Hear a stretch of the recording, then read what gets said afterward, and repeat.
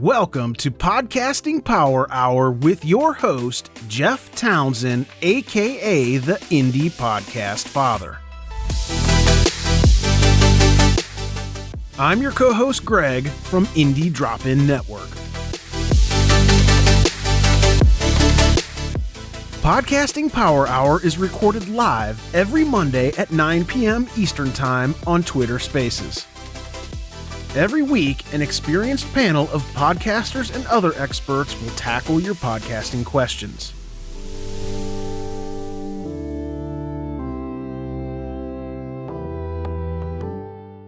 Special guests on the panel today: Fuzz Martin, CSO at Epic Creative; James Cridland, editor at Podnews;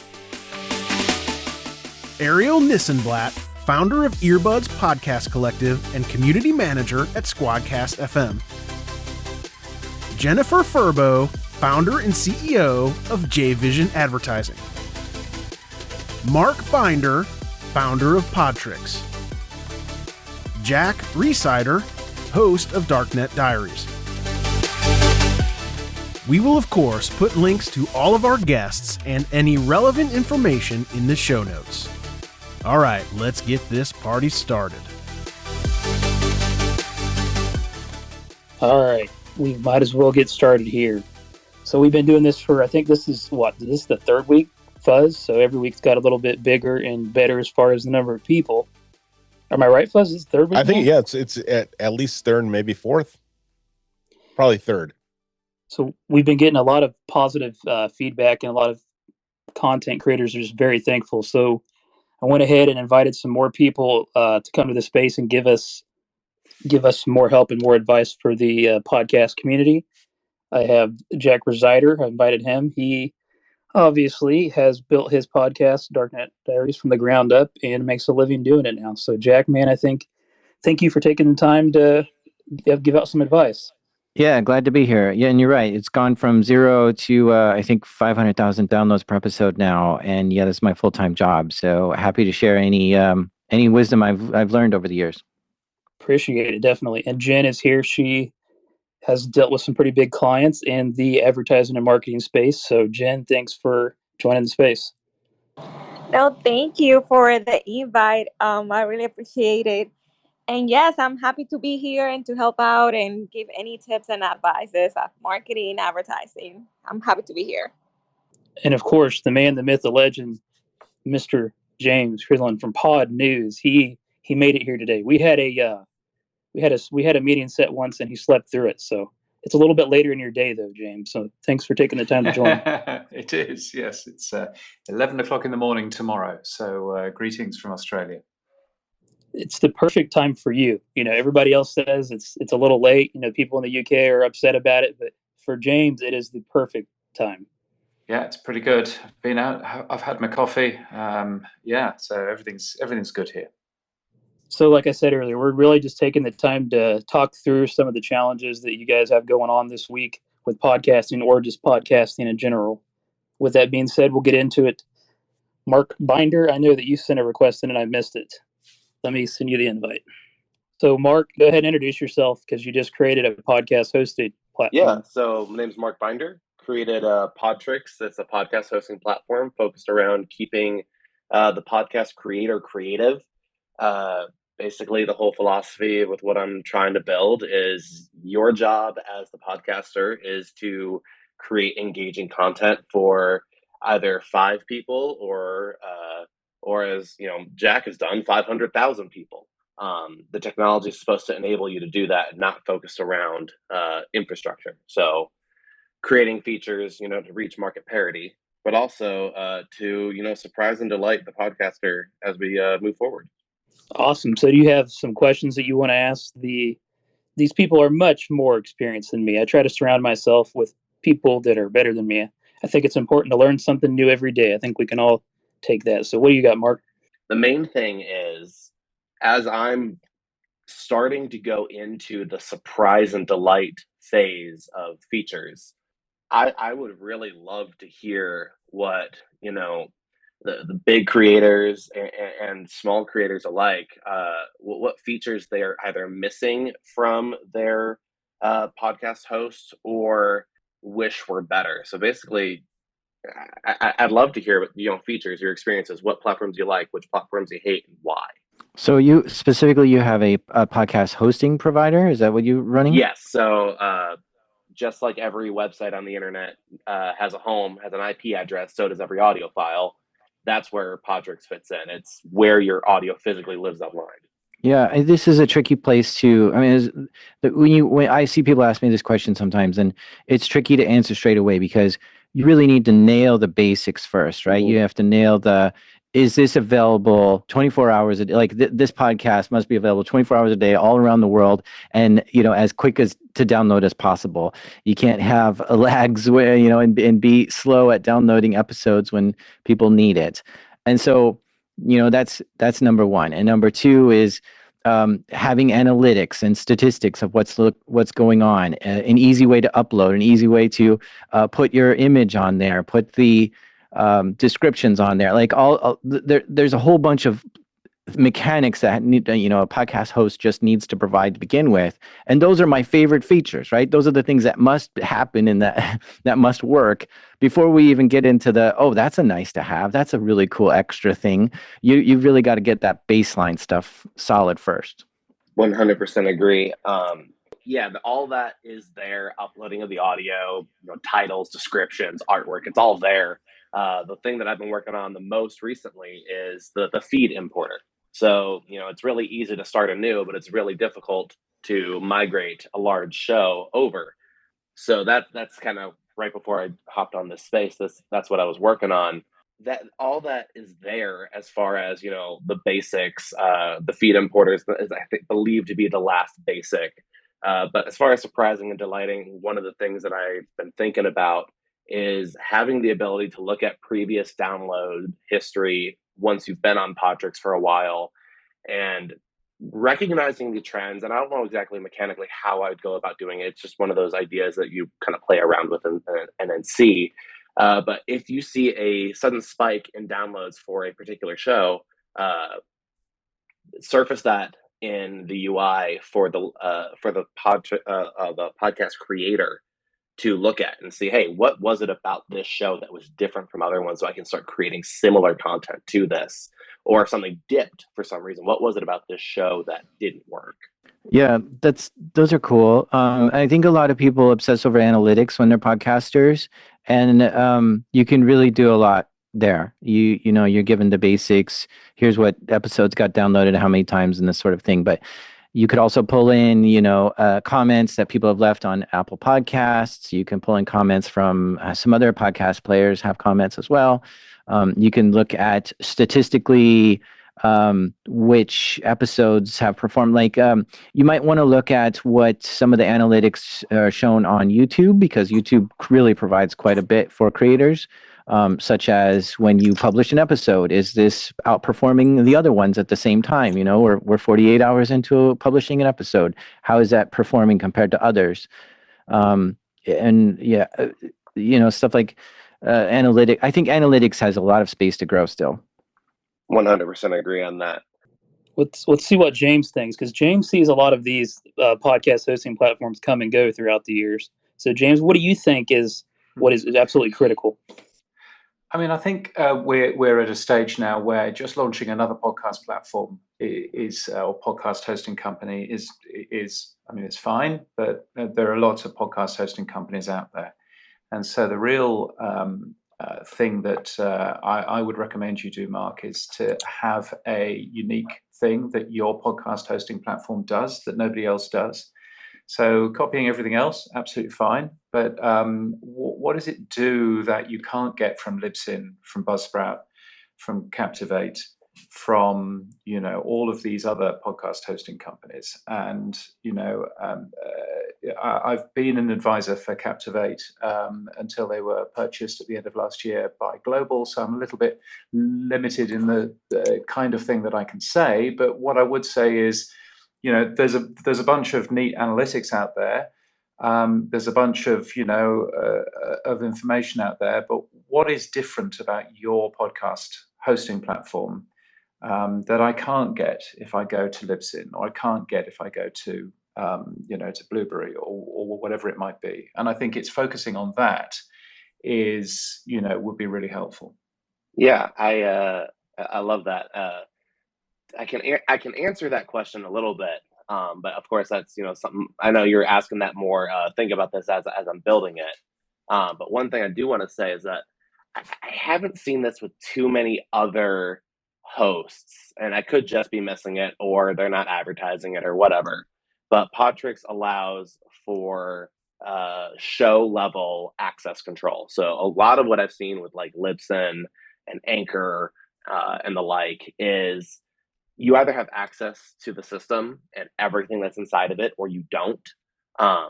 With Podtrix, you can have system level access, and then also separately from the system have show level access. So you may be an editor in the entire system. That's your default permission, but you only have access rights to the shows that you've explicitly been added to. Yeah. So that's a feature which is in Omny Studio. It's a feature which is in Captivate. It's a feature which is in quite a lot of people. But I agree that is a useful tool to enable you to appeal to the serious podcaster that might be out there doing getting editors and things involved in that sort of thing.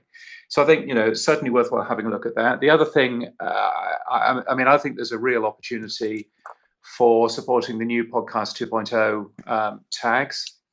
Everything from enabling people to post transcripts to within the RSS feed to doing value for value, crypto stuff, to doing location-based, information, and really keeping on top of the Podcasting 2.0 thing. There are some Podcasting 2.0 podcast hosts out there, but not very many who are supporting many of the new tags. And that might be, the unique selling point that you have is that you're supporting more of those than other podcast hosting companies.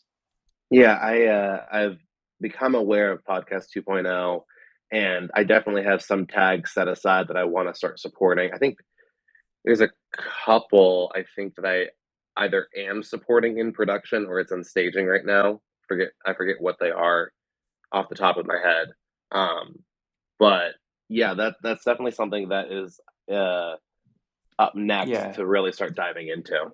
Yeah, so I would dive into that, and I would also use there's a bunch of open tools out there around for your analytics in terms of user agent lists, in terms of that kind of stuff to actually give really good analytics. And I think I don't know what a typical podcast, podcaster sees on your platform, but if they're seeing more than 10% of their podcast downloads being marked as from an unknown player, then you got a problem there. So working on really good analytics in terms of where things are getting played is something that I don't see too many podcast hosts doing. So quite a lot of this, I guess, is not around new features, but it's around differentiation. What can Podtrix do that other, what are the tricks that Podtrix does?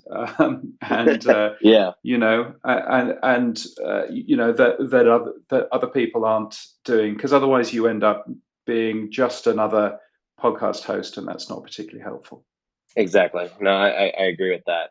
I guess there's a lot more. Every time I have a conversation with somebody, I'm like, hey, I've got it figured out. Oh, no, just kidding. I think for me, it's always a lot of the things that, like, I'm on Captivate. Obviously, they have a lot of things that make our lives easier as content creators. So that's a big thing for me. What about you, Fuzz? I'm also on Captivate, and I would just say that I started hand coding an RSS feed back in 2005, and to where we are today, I feel like we're kind of in the every new feature is a little gift that we get as podcasters, and I'm here for it. I'm enjoying watching Captivate and some of the others introduce new features and keeping up with that. And Mark, I just think that just keep grinding and like was said earlier, work on the basics and then find that one piece that's going to stick out for you, and hopefully that will be what helps you pop. Thank you guys. That's a lot of insight. I greatly appreciate that. Hey, no problem at all. Looks like we have the Blue Collar Enlightenment Show. Spoke with you several times. You have a question or challenges that you're facing this week that you'd like to discuss? Marketing. That's kind of my biggest issue, is trying to get more people to come and stay on the show. So what are you currently doing? I do all over my platforms, Facebook, Twitter. Word of mouth is a big one. Talking to other people and having the other people that I have on my show, because it's interview based, promote their episodes and the show in general. But I'm trying to keep going and keep the numbers going up instead of down. Before I pass it off to, I know Jack and Jen came off of the mute for a second, but so real quick, what exactly, if you could quickly explain what your show is about and who do you think it appeals to? Who are you trying to reach out to with your show? So my show is about me, a blue collar guy, and I am searching out in the world of the people that are doing interesting things, and I want to talk to them, bring them on the show, ask them questions, because some people follow those people and then they'll come to my show and maybe they'll think that I'm interesting, or they can come to the show, my interviews about their journey. Maybe they can relate. Maybe they're trying to have a book come out or start a YouTube channel, or, so on and so forth, that kind of thing. Jack, you want to start it off? Sure. Yeah, I think some stuff that's helped for me is to kind of inject yourself into these circles, right? So you are talking with creators, it sounds like. Where are the creator communities online? Where are people creating things? How can you be more present in those spaces? And offer some advice, give some good stories that you've found and shared, and this kind of thing. And that gets people more interested. Like, hey, I want to get into this YouTube creation process. It looks like this guy's talking about it a lot. I'm going to follow him, right? And so you got a new follower, whether it's on Twitter or whatever, and then they look at your bio and they see, this guy's got a podcast, right? So I think just being part of the creator community goes a long way. But I like the way you framed it at the beginning. The question was, how do I get listeners to kind of stick around longer and enjoy it? And I think you have to be, you have to find what the value add that you want your listeners to take away from, and then just deliver that as much as possible, right? So if you want them to be more educated or feel like this show is funny, right? And they feel, funnier, like they get laughter out of it, or they feel more inspired, or whatever it is, you want to grab that emotion, that feeling that you want them to take away from it, and just hunt for that in every single interview you do and every single episode. And if it's not hitting in those episodes, like, this one just kind of fell flat, you got to cut it. You got to say that one just didn't fit in what I want in the show to be. And that's okay. It's all right to cut some episodes out. And if you can kind of be that tastemaker of pulling in the greatest conversations and the really interesting stuff and delivering that to the audience, where they're like, I know this is always going to be something really interesting to me, and it's going to give me this kind of feeling. I'm going to tune in every time. I'm the kind of person that wants my listeners to catch up on every single episode, and they're never behind on one, versus maybe somebody else who publishes 5 times a week. They just want more content out there. So you kind of have to figure out, do I want more content, or do I want the content to just really be the best content, and people take away from that. So I don't always have the right school of thought for everyone. So some people have different ways of doing it, but I mean, these are some things that I think might help. Yeah, and I understand that, me being a infant podcaster, it's going to take time, and I'm pushing them. Actually have my biggest interview yet. And the more interviews I do, the bigger people that I'll have come on, and the more interesting conversations that I'll have. Jeff, are you okay with me promoting my Twitter space? Yeah, sure. So every Thursday at 7:30 Central Time, I do a podcast based, kind of like this, but it's more laid back. We don't have a set agenda of what we talk about. We just bullshit podcasting. Excuse my language. Jen, did you have something to add to this? I know you came off mute a few times. Yes, actually, I was just gonna ask him about what kind of efforts is he doing when it comes to advertising his podcast. Because when it comes to it, first of all, you need to do the research to find exactly what kind of people you're trying to attract. Once you know the type of audience you're looking for, then you will have to see what kind of value, just like Jack was telling him, like what kind of value can you add to that audience that is listening to. But at the same time, you want to ask your audience, like, what do you think about this? And like any kind of feedback that you can actually use in your own advantage, and then take it into a advertising strategy to attract more people just like them and produce more content the same way. And I feel that's the best way to actually do it, and not just in one place, but in different platforms if you can. I usually do not recommend to go everywhere, but like to try to stick to provide the value that you're looking for in places that you know you're gonna find that audience, and maintain it in there and focus in that one. You say people's feedback. How do you do that? Because at the end of the show, I do say, hey, shoot me a message about what you think of the podcast. It really means a lot to us. But nothing. So is it something I'm saying wrong, or what should you do to get that feedback? Well, I do different things. Like for example, like I do have a YouTube channel, but I'm really more focused on my Instagram account. And every Friday I go live, like Coffee with Jen, right? And people jumping in there. Sometimes they watch it after. But what I like to do is, like, for example, I do stories and I create like these polls and kind of questions so people can get to ask. And I ask in different ways, even my own clients. Like, so what do you like about this? Or when I get like any type of comment, so what did you like the most? Like, what is something that is attracting you? Is there something else that you want to learn about it? Or should I be speaking about another topic or something that is more valuable to you? I ask those questions all the time. You might not get an answer all the time, but it gets you closer to the audience that is listening to, because they know that you want to create that value. I understand that. I get what you're saying there. Do you have your own website, or are you just directing people to your actual podcast episodes on one of the podcatchers? I'm doing stuff in steps. If I don't have a process, it kind of messes me up. So I'm working on one thing at a time. And so my website is the next thing. Right now you go directly to my Anchor site, and then from there you could go to whatever. Once you have your website up and running, I recommend installing what's called a LinkedIn tag, which will allow you to see the job titles, industries, and some of the different demographic information of the visitors that are coming to your website. And that will help you, back to what Jen was saying, find the right kind of audience. So you're, talking to blue collar workers to find, perhaps what kind of industry those blue collar workers are in, and who's coming there. And it all depends on if the people who go there actually have a LinkedIn tag. So maybe, it depends a bit on that, but we do use that every day for, the healthcare industry, or for manufacturing and things like that with our businesses that we work with. And we're able to see, maybe this more on the respiratory therapist side, or more on the,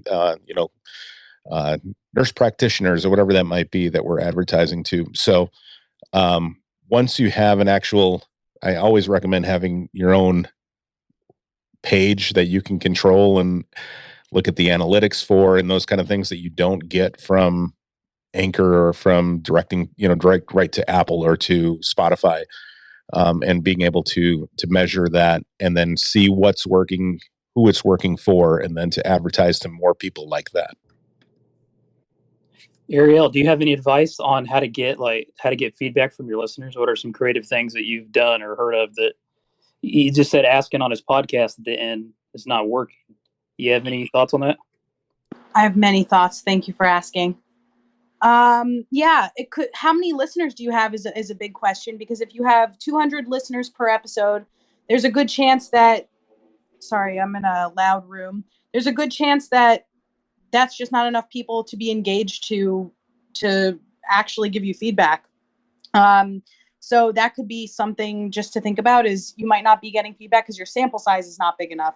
And yes, there are some audiences that have 200 people, and those 200 people are all very engaged, but you just never know when you're catching those people. You know, they could be listening to your show when they're in the 6th hour of their car ride, and they just have no chance of responding to you right then and there. And because of that, they're going to forget about it because they also listen to 5 other podcasts.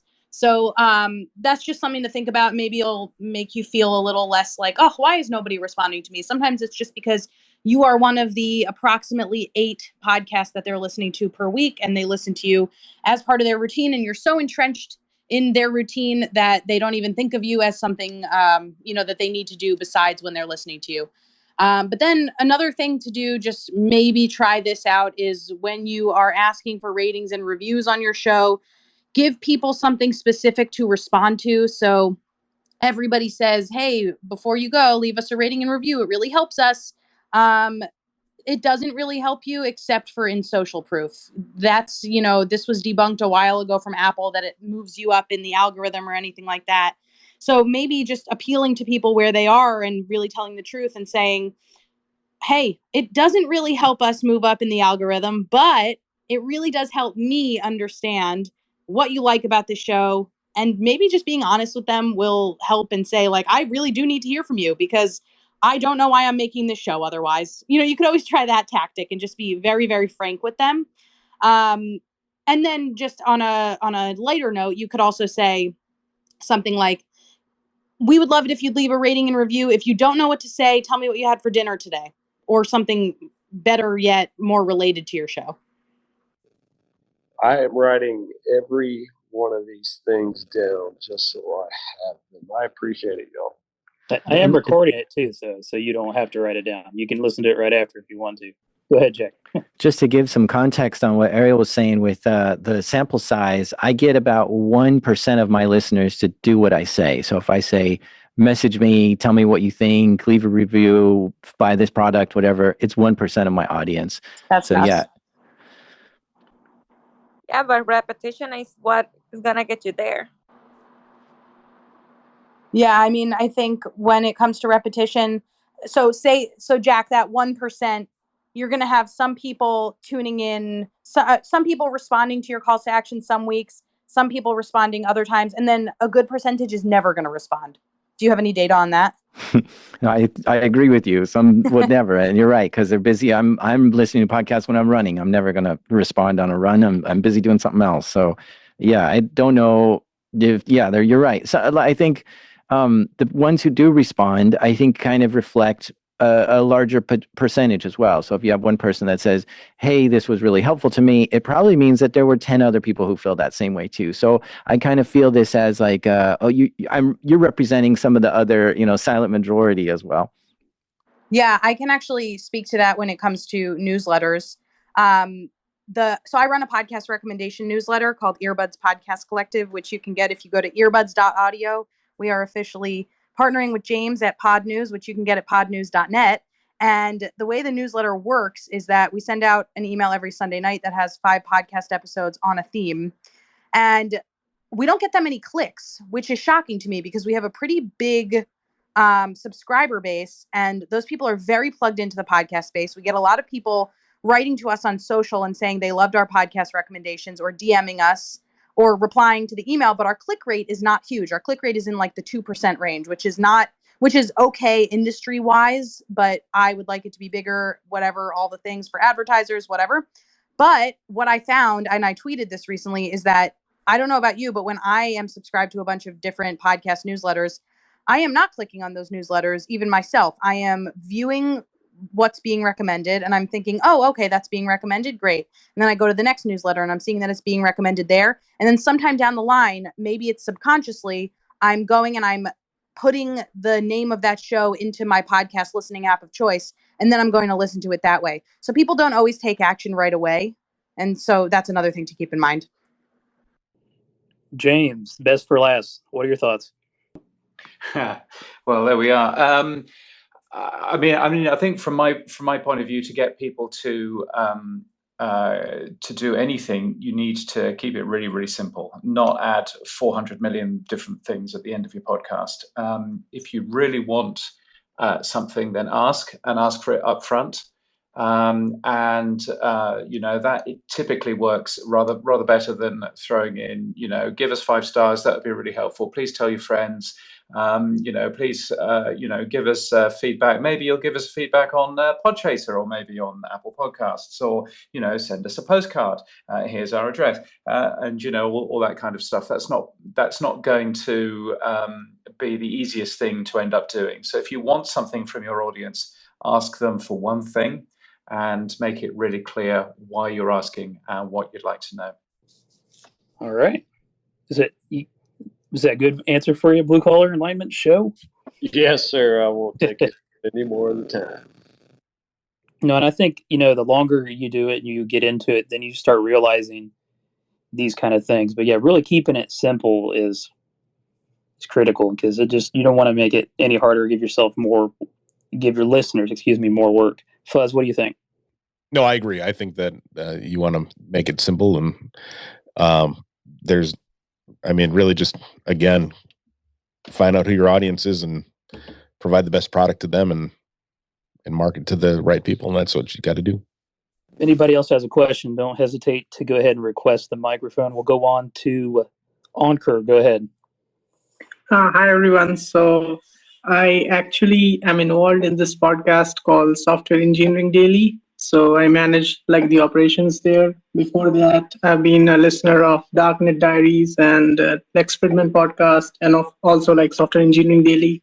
So I just want to share one of my experiences with the Lex Fridman podcast.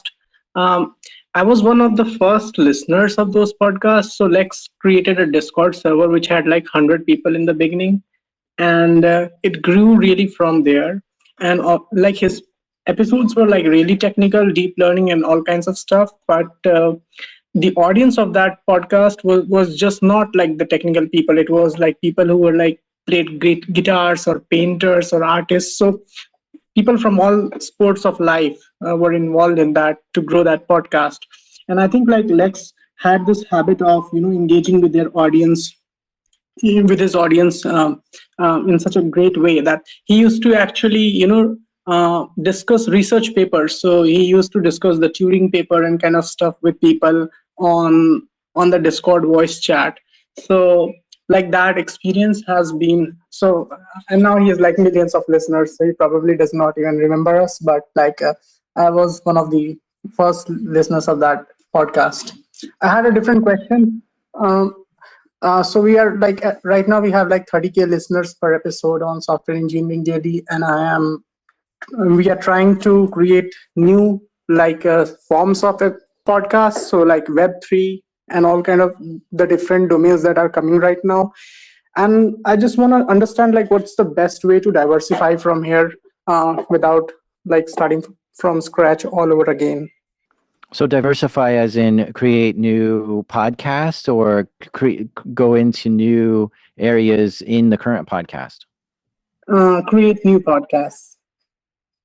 Well, I mean, you're a creator, you're making a podcast, and it's probably not the last thing you create. So, you kind of have to look at this as a journey where each thing you create, you can try to take that audience to the next thing you're working on. And, if you create another podcast, you should self-promote it in the Software Engineering Daily podcast, which you already, have a piece in. So, yeah, I mean, using your current podcast to cross-promote to the other one is one of the best marketing tricks that I've ever seen. So definitely use that. Okay. That's quite helpful. Thank you. I'm going to jump in there. For the Software Engineering Daily podcast, I've listened to it for probably 2 or 3 years. I was actually working with Jeff on it right as COVID hit. I was help doing the marketing and promotions for it. My biggest piece of advice, because of the polarizing nature of Web3, is I don't want to say avoid it like the plague, because it could be the future. But at the same time, the Software Engineering Daily podcast is very much focused on like established best practices. So if I would lean into that cross promotion and say, hey, if you're interested in this, we have this other podcast that we do, and almost like as a pre-roll and a post-roll, I would put it in there, but I wouldn't like put it in people's faces, because I think that would deter people away from Software Engineering Daily, because they're interested in the today's best practices and not necessarily tomorrow's best practices, if that makes any sense. Yeah, totally. And Kerr, is the Lex Friedman Discord still around, or did it get shut down? So I left it because Lex was not active anymore. But I know a few people, and they say like there's not much activity in that Discord now. So, but when it started, it had a lot of activity, and he used to like read research papers like every Saturday. Sometimes even he used to read like poetries in that tower. Yeah, James or anybody else have anything to add? I honestly do not. I don't want to act like I'm just gonna throw shit on the wall and see if it sticks. So anybody else, feel free if you have anything to add. All right. Yeah, we appreciate you taking the time to come up and ask that. Podcasting Power Hour is part of Indie Drop-In Network. If you are a podcaster looking to grow your listeners, check out IndieDropIn.com. Indie Drop-In is always free, and we have opportunities right now for comedy, true crime, scary, and paranormal podcasts. Just go to IndieDropIn.com to learn more. Digital Dissection. Mark, I know it's you on there. I know you have a great question. I'm sure you always do.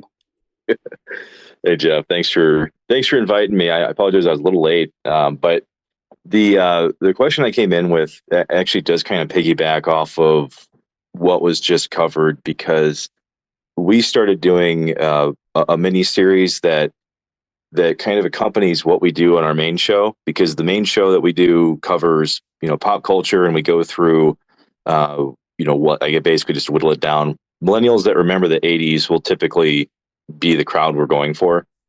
And when we launched this mini series, it was not necessarily to break away from pop culture, but to tap into some of these other areas within podcasts that we've always kind of wanted to look at, which was, things like true crime, some of the more mysterious aspects of pop culture, stuff that's kind of on the fringe of what we would normally do. And the problem that we've kind of run into now is that we are seeing some of the folks that listen to our main show tap into the miniseries, but we're seeing the miniseries be more successful, and it's a really weird place to be right now. And just to kind of poll everyone that's here, I mean, where would you be at in terms of you just follow the flow of what people are kind of looking at, and maybe pull back on the other show? I mean, I'm kind of at a crossroads and interested in everyone's thoughts on it. Success is always a difficult thing to navigate, isn't it? Yeah, it's weird. James, are you still awake over there in Australia? Yeah, I'm still awake. Yeah, I think success is really difficult, because success for different people means different things. And if you are wanting to become a millionaire, then that's very different from if you are wanting to spread your influence to other people, or you're wanting to use your podcast as an opportunity to travel the world, or whatever it might end up being. So really, success is what you make of it. And yeah, so it's a difficult one to kind of think about in that sort of side. What I do see, in terms of successful shows, they're shows which have been around for years and years and years, and they're consistent, and what they stand for. And Jack's podcast is a great example of that. It's a podcast which has been around for many years now. Everybody understands what you're likely to get in terms of the next episode. And I think from that point of view, it's a great example.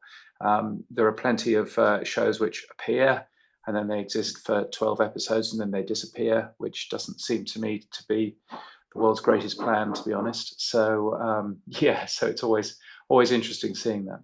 Yeah. I'm I- just trying to go ahead. figure out what the problem is here. So you started a second podcast that's going really well.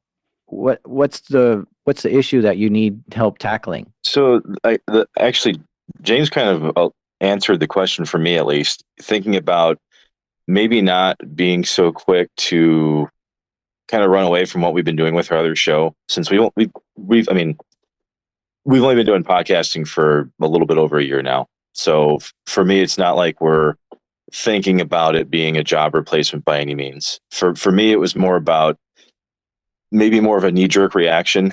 And to James' point on this, I think it is important for me to consider maybe looking at not one doing better early on than the other one, and maybe just seeing what this looks like. I don't know, maybe month over month, or the twice a year check into it, or even year over year, and maybe look more internally than anything. But I actually think he answered my question. That's and I appreciate that. Yeah, I mean, what I've seen is like when a new show spins out of something, you see it hitting, sometimes on the podcast, Apple Podcast charts, ahead of its parent show. And the thing is that you've got this new influx of listeners. You're taking your existing listeners and you're dumping them into this new show, and they're like, "Yeah, I always like this show. I might as well check out their new one. I want more of whatever they're making, so I'm jumping in." And so you see this new show growing so much faster than your current show, but it is sometimes just at the beginning because you're just introducing your whole audience. You're kind of dumping them into that, and once you've kind of equalized the two, then you can start to see which one is actually going to be the bigger one over time. So yeah, I think at the beginning you will see something like that. All right, we'll go ahead and move on. Western Sounds. I know that I've talked with you in pretty good detail quite a bit. You just really get into it. You really just started the podcast, so I'm sure you have a great question to ask us. Yes. So I'm looking to upgrade my recording equipment. Right now, I record off of kind of a really kind of crappy microphone and right into my laptop. I record into Audacity, thanks to you, Jeff. But I am looking to upgrade, and I'm looking to do it cost efficiently. So I'm looking for some advice as to how to best use my money. So just to kind of explain here, he started through Anchor. He's actually been recording onto Anchor, and he's enjoying it, but he's looking to kind of upgrade to that next thing as far as the equipment goes, as far as the hosting platform and everything. I know for me, the Samsung Q2U would be in my opinion, would be a really good affordable option for a microphone. I can send you details on that, but I will, as far as being affordable and being a dynamic mic, I kind of use that one on the go, and I think it does a great job. But I will let somebody else chime in on this. As far as editing goes, are you married to Audacity, or are you want to upgrade that as well? I'm not married to it. It's free, and so that part's nice. But if there was something that was better and worth the cost, then I would be way down to shop around. I think that's a good first step. You've been editing in Anchor, so I mean, I think if you can go through the steps on Audacity, that's pretty big in comparison to what you've been doing. Yes. I agree. Audacity is good. It's where I started. I eventually made the switch over to Adobe Audition. I know it's a little bit more enterprisey, but with their CC licensing, I think you can get it just Audition relatively cheap. I don't have numbers in front of me right now, but I would highly recommend Audition just because of its plugin architecture and like integration into things. It allows for a lot of land and expand type of editing. You can you can introduce different types of audio processors into the editing experience, so you don't have to do it while you're recording. I would highly recommend that just because that's just personal preference. Adobe Audition, I'm drinking the Kool-Aid there, but I that's my recommendation. I would just ask, is there something right now that you feel is falling flat with your show? Because I wouldn't just go spending money if you, unless you know there's something that you feel isn't working. And if there's like that one specific thing that you need advice on how to spend your money, there's a, I don't know, here right now that can give you some advice on what to spend your money on. But I would say,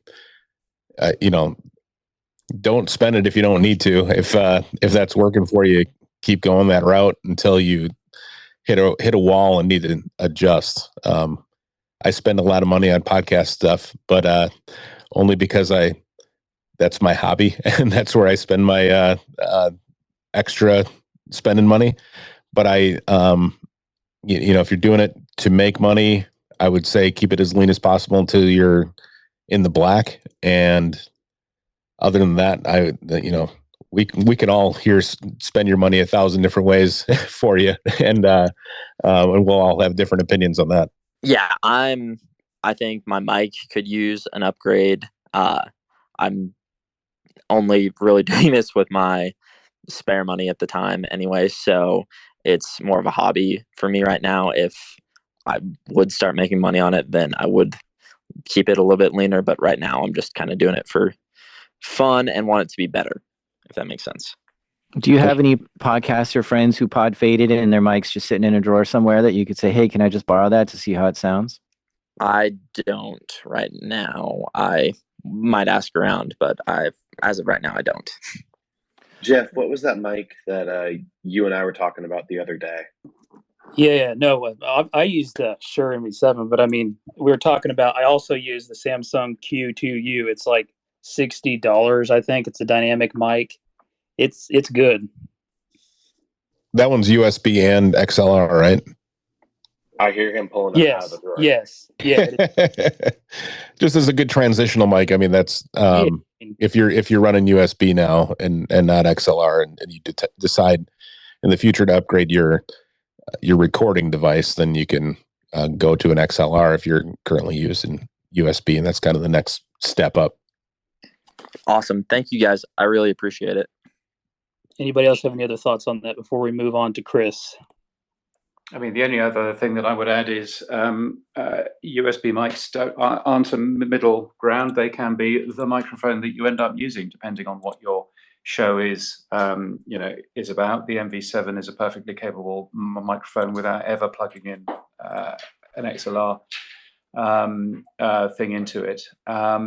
And I also think it's just worthwhile bearing in mind that there are audio editors for music, of which Adobe Audition is most certainly one of those, or Reaper, or any of these other very over-specified audio editors.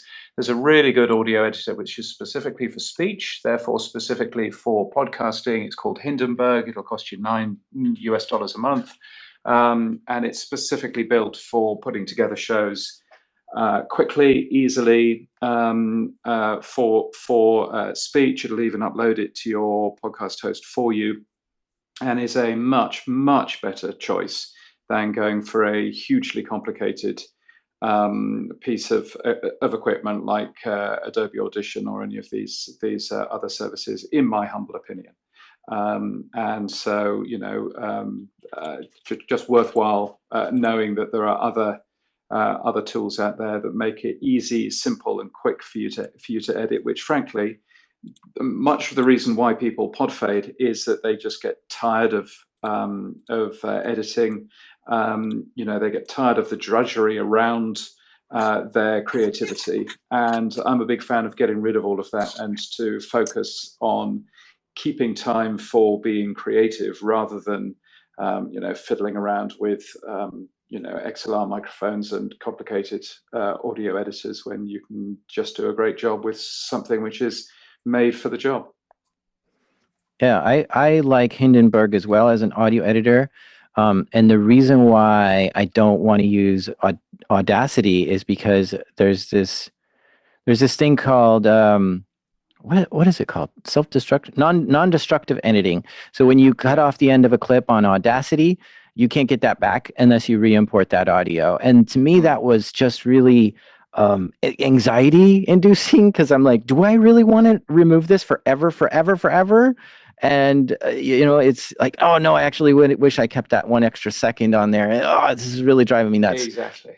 So with the Hindenburg, you can cut it off, but then regrow it if you want, make it bigger again. And pretty much anything other than Audacity does this. So it's not just Hindenburg. But I agree with James that Hindenburg kind of boils it down to just this is the stuff you need for speech. We don't have all these really fancy plugins and extra things that you don't really need unless you're making music or something else. And so it does kind of simplify it, and it gives you everything you need. So Hindenburg is a really cool thing. You can try it for free for like 90 days. And the other thing just to bear in mind is that Audacity is owned by a company in Russia and is sending back information about you. Not very much information, but it is sending some information back about you to the Russian owner of that company. If you're cool with that, then that's fine. But it's just worthwhile you being aware of that. Important to note that, James. Okay, we'll go ahead and move on to Chris. Chris has a podcast that he's growing pretty quickly and doing a great job. So Chris, I'm sure you have something awesome to ask. Thanks for joining us, man. Hey Jeff, thanks for inviting me up here to ask a question. I have since there's so many great minds in here, I'm going to ask one question in two parts. That way it's still one question. Number one, we are exactly 90 days old today. So we dropped our first episode exactly 90 days ago. And since then, all I've worked on, we've never done this before or anything. So I had to learn with YouTube how to like edit and everything. So we've just worked on audio for the last 90 days. How important, and it's been in Audacity, and I did not know that about Russia. And that's what I've used because that's what was the most accessible on YouTube at the time. There were so many videos. But how important is it going to be for us to start to edit video and put out video versus just audio? Like, is this something I need to transition to a new software and just get used to it because everybody's going to video? That's the first part of the question. And my second part is, when it comes to monetization, we're building a little podcast network right now. We just put our second podcast out. Is downloads or time? What is more important for monetization, the downloads, or do we just need to put time in first? I'm learning. Thank you. So the first question about video, I think the most popular podcasts out there, like if you look at the top 200 on Apple Podcasts, the majority of them don't have video. So you can go your whole podcasting career without worrying about video. And that's the reason why I podcast, is so I don't have to think about props and makeup and backgrounds and all this kind of stuff. I could just focus on audio only. But I think I saw something in Pod News recently which said that the podcasters who do create video, such as Lex Friedman, Joe Rogan, these kind of shows, what's some others, Huberman Lab, this kind of stuff, they're getting more listeners on the video version versus the audio, which is really some striking numbers to me. And James, please correct me if you saw something differently than that. But I think video is completely optional. But if you want to have your face on there, YouTube is also doing some pushes to get more podcasts going. I can imagine in the next few months we're going to see a whole podcasting section on YouTube to kind of give podcasters some sunlight there. So it's kind of exciting to get a show on YouTube, even with minimal visuals. Just maybe a looping animation or something could help ride that wave of whatever YouTube's plan on doing. I think it's also important to ask yourself, where do you want to engage with your listeners? Do you want to manage multiple incoming channels?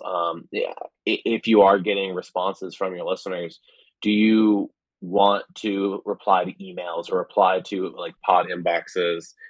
If you add YouTube in the video format, one of the key things that YouTube looks at is, comments and comment engagement. So if you're going to be encouraging video, naturally there's going to be the YouTube comments, which of course you can turn off if you want to, but I wouldn't recommend that.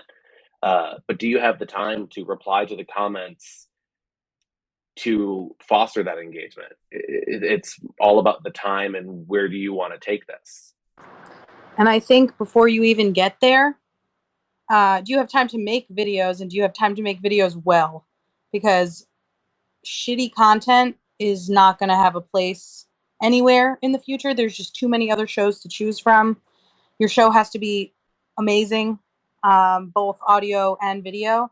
And so, I mean, I've seen people think, oh, I need to get on YouTube because everybody says I need to get on YouTube. That's definitely not a reason to get on YouTube. Especially if you don't have the equipment, if your video quality is shaky, or looks like there's a film over the camera. It's got to be a nice camera, unfortunately, and that can be expensive, and that can be really time consuming, and then expensive to pay people to make it not time consuming for you. So a lot of things to consider, and I think the number one thing here is you don't need to get into YouTube now just because people are saying to get into YouTube. And if you get into YouTube in 3 years and you make a great product then, no one's going to be like, oh, they didn't get in 3 years ago, therefore I won't listen to their shit or watch their shit. People are going to watch it if it's great. Yeah, well said. There was a second question there as well, which is monetization. And I just want to kind of step back from that question and underline what I think there are the three biggest challenges that podcasters face today. And the first one is making great content. And that might take 6 months to a year to figure out what that is. What's the stuff that's just really, landing with listeners and making it so that if you were to shut the show down, they'd be so upset with you. Like something great is making something great, something worth listening to, because people turn off good shows to listen to great shows. And so you really want to try to make a great show. That's kind of the first big challenge to get over. The second big challenge is building an audience, which is like, okay, now we've got something great. Let's market it. Let's build it. Let's grow it. Let's, advertise for it, whatever the case is. And that takes a long time as well. Shows don't grow successfully overnight. They take a long time. It's a long cycle. And then the third big challenge is that monetization, which is what you're asking about. Figuring out who is the sponsors, trying to find them. How do I put ads in there? And if it's not monetization, it's just keeping going, because sometimes we run out of steam, or it's not giving us back what we thought this podcast thing was going to give us. So it's just kind of not giving up. And so what's going to keep you there to keep going so you don't have to give up? And so, that brings us to the question, which is, what are sponsors looking for? And its number of downloads per episode is kind of the industry standard. People charge somewhere around $20 to $30 per 1,000 downloads. So I wouldn't really start even looking at this until maybe you hit 5,000 downloads per episode. And then you can maybe play around with affiliate ads or something like that, just to kind of tickle it and see how it feels. But once you get in like the 20,000 downloads per episode range, things actually, like ad deals, start to make more sense and sponsors make more sense. Thank you. That was a big help. Thank you, guys. I'll just add one more thing to that, which is that Podcorn is a great resource if you want to try out sponsorships or try out your luck in pitching for sponsorships. That's podcorn.fm. It's a marketplace where advertisers can say, I want to advertise to these types of people, and you can say, I have these types of people, and then you can apply.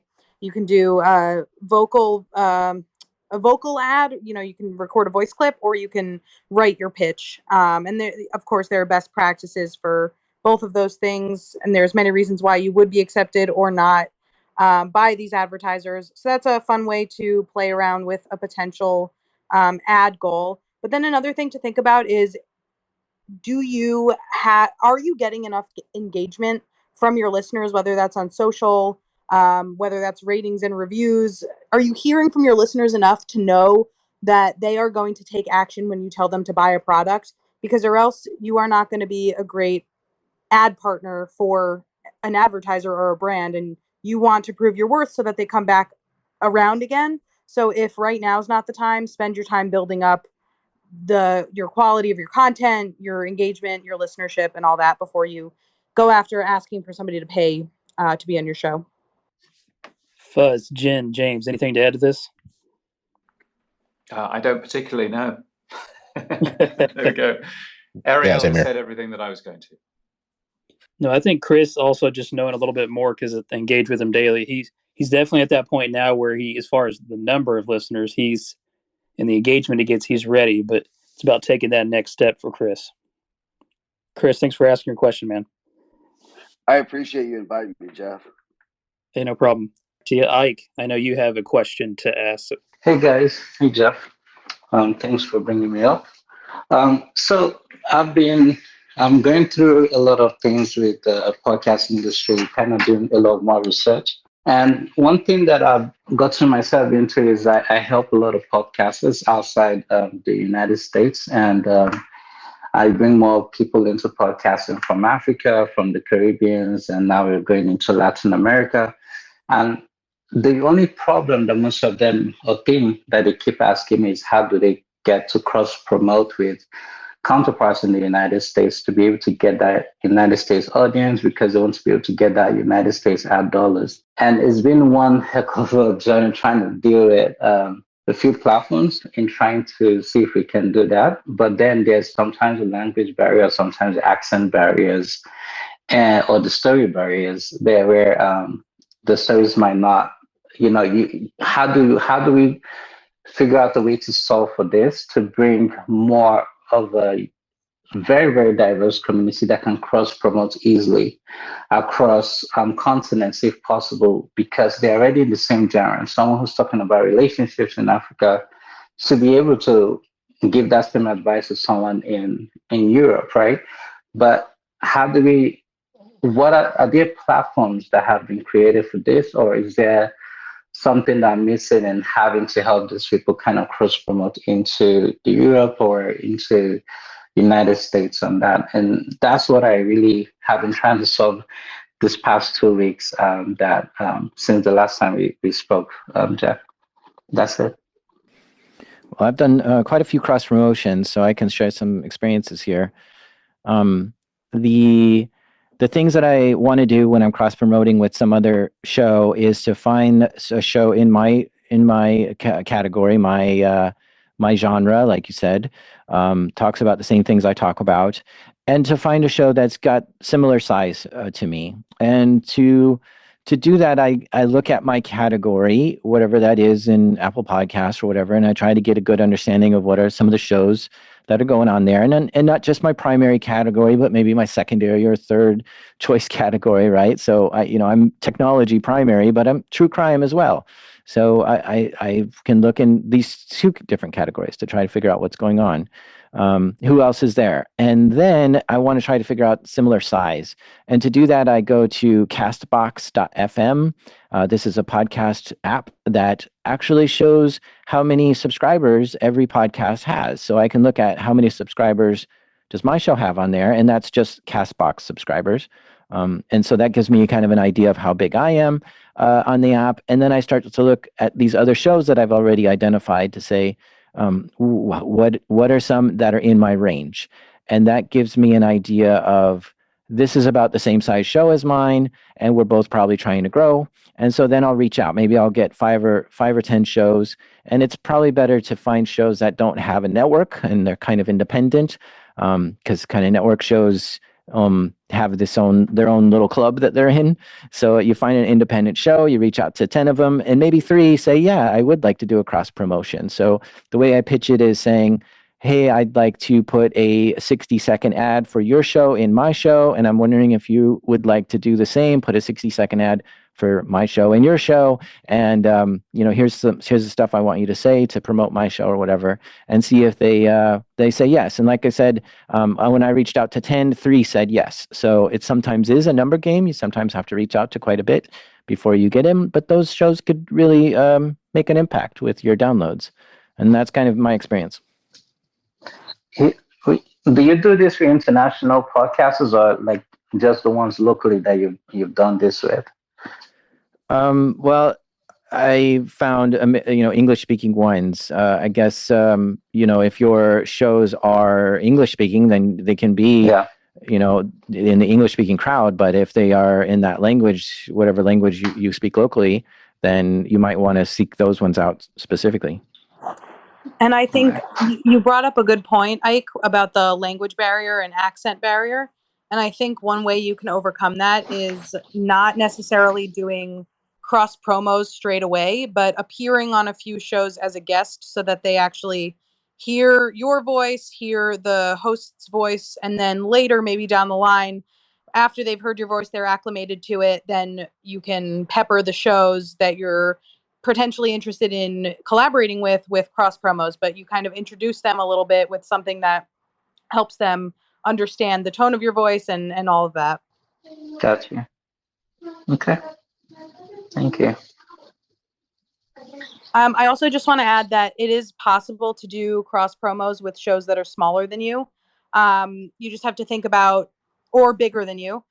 You just have to think about either a dynamically inserted piece of content or ad, or what other things do you have to leverage or do they have to leverage. So if you have 500 downloads per episode and you're interested in swapping with a show that has 5,000 downloads per episode, in theory, you could run an ad for them X number of times to make up for their one ad, or you could run it once, but then also post about them on social, post about them in your newsletter, and come up with an agreed upon number of social swaps and other types of swaps that make sense, so that it's fair, or at least close to fair. That was a very good idea. That's what I'll try that. That works. Thanks, Ariel. Thanks, Zach. Yeah, no problem at all. Anybody else have anything to add to that? James, Fuzz, Jen? Nope.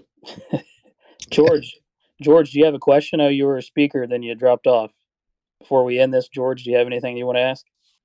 All right. Well, hey, we've passed the hour mark here, and I really appreciate everybody joining. It's been another fun week of this, and thanks to James and Jen and Ariel that all joined this week, and hopefully whenever you guys have free time in the future, we can do this and do whatever we can to help the community. Fuzz, any more closing thoughts?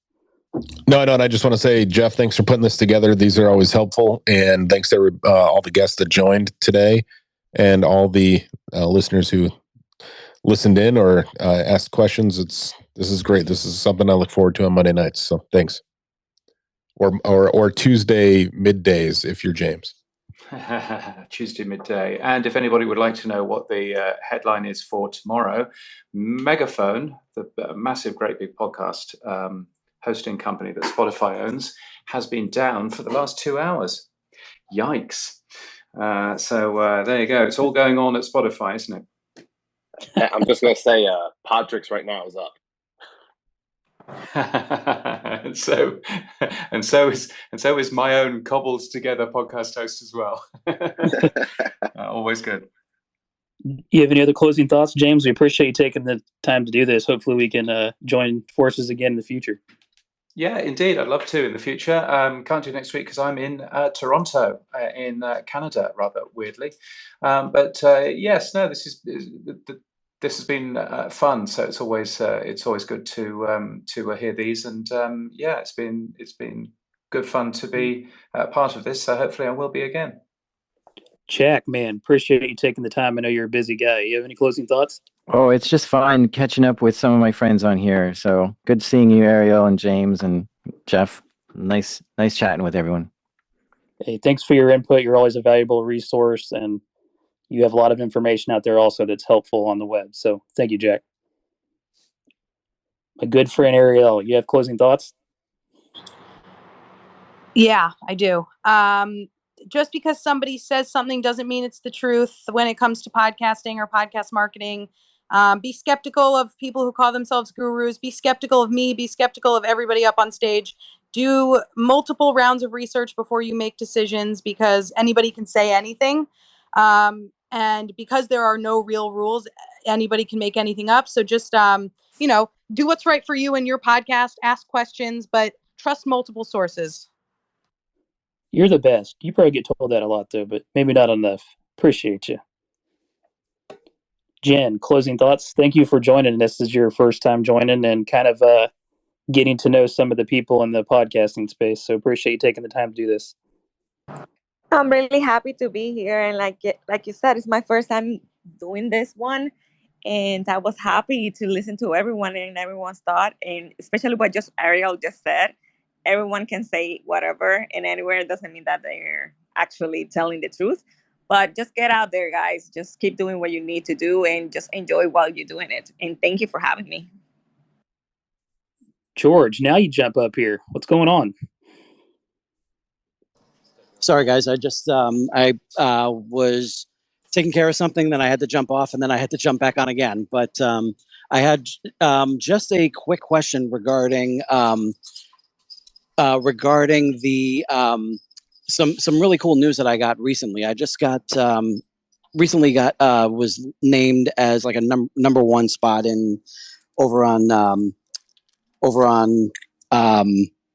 Good Pods, and I know that I know that it's it's a new platform and everything, and it's something that not one to take fully seriously and everything. But it's a number one spot, and it's something that I feel like would definitely benefit if I were to use that to gain some momentum regarding sponsorships. Do you think that would be a good way to go with that? It depends how much the potential sponsor knows about the podcast space. If they know something about the podcast space, they'll know that being the number one on Good Pods doesn't necessarily mean that you have tons and tons of listeners. If they don't, then it sounds pretty good. However, it's good for social proof to say that you're number one on something. So yeah, tout that. Something that people do all the time, you'll see, is they'll go to Listen Notes. They'll look up their show on Listen Notes and see that it's in the top 5% or top 10% of all podcasts in the world. And truthfully, that doesn't mean much. It means that you have like 500, maybe 700 downloads per episode. And also, you don't necessarily know how accurate these things are. So that's just something to be aware of, is we don't know exactly how much goes into what makes you the number one podcast on Good Pods. Like sometimes it's number one rated, which means that 3 people rated you that week, which is not that much. So it's just something to for you to know, and for some people possibly to be impressed by, but other people less so. I know that sounds harsh, but it goes back to what you just said about questioning everything too. I think to be, if you're number one on Good Pods, but you're number 15,873 on Apple Podcasts, what's the where's the discrepancy? Who's listening exactly to your point of what goes into that? The Apple Podcasts chart has nothing to do with downloads anyway. So, there is that sort of side of it as well. I am number 3 on Good Pods and have been number 3 on Good Pods for probably the last 6 months. Right, same. And I can tell you, as of Sunday's downloads, which I'm looking at here, I got 1,700 downloads of the Pod News podcast on Sunday. Not one was from Good Pods. I'm sure I could find some Good Pods if I searched hard. Hard enough, but they're not a big podcast app. But great, as Ariel says, for social proof. Great for showing advertisers, look, we're number one in this app. That's absolutely fine. You're probably not going to see an awful lot of additional downloads from it. But I know that it's it's an exciting group of folks who all believe very, very strongly in that particular app. But all of these charts, there's only one chart which has a scintilla of truth to it, and that's Edison's podcast metrics. And Edison's podcast metrics are, they only show you the top 100 podcasts. It's only for the US, and it's an awful lot of work to get even those. So unfortunately, the other charts aren't particularly helpful, but they're good social proof and good for bragging about. Come on, Jay. An incredible place to interact with your audience. So what I've been doing on my podcast is every week, if people listen on Good Pods and leave me a rating or a review, or even just like it shows that they've listened, I shout them out. So that's a fun thing to do. Yeah, Ariel, we're like the top 2 people with followers on Good Pods. I wish I could get all those followers. And that's saying something, look, I'm popular in the podcast space for podcast marketing stuff, but I'm not popular in the rest of the world. And I'm next to Alyssa Milano. So that's interesting. We'll just say that. Oh man, I was trying to build us up here. Here you go, tearing us down. Damn it. I'm just telling the truth. That's hilarious. Who's hilarious. the jerk? By the way, I did get a download on Friday from it, so there you go. That was me. Thank you. Yeah. Who was that jerk behind that big Good Pods movement? Dang him. Anyway, no, seriously, appreciate everybody taking the time to do this. We'll be doing No, we it. love Good Pods. Let me just say, I love Good Pods. Like James said, they care a lot about the podcast space, and I'm a big fan of them because they're a big fan of podcasting. Just again, like Fuzz said, like I said, question everything. Yeah, good to throw that in there. Yeah, we most of us have a pretty good relationship with the people at Good Pods. They are awesome. So, no, but again, thanks for everybody for joining. We'll be doing this every week, and I think we have a group of people here that really do care about giving back to the podcasting content creator community. So I appreciate everybody who's been helping answer questions, and then everybody that's joining and asking questions. So hopefully we will see you all next week, and have a good evening. Thank you for listening to the Podcasting Power Hour. Everyone is free to participate on Twitter Spaces every Monday at 9 p.m. Eastern Time. To join, just follow Jeff at podcast_father or Greg at Indie Drop-In. If you found this podcast helpful, go into your podcast app and write a quick review. Other podcasters will see it and know this show is worth listening to. Also, I'll put a few links in the show notes for ways you can support the show. I think by now you know we love our coffee. Have a great week.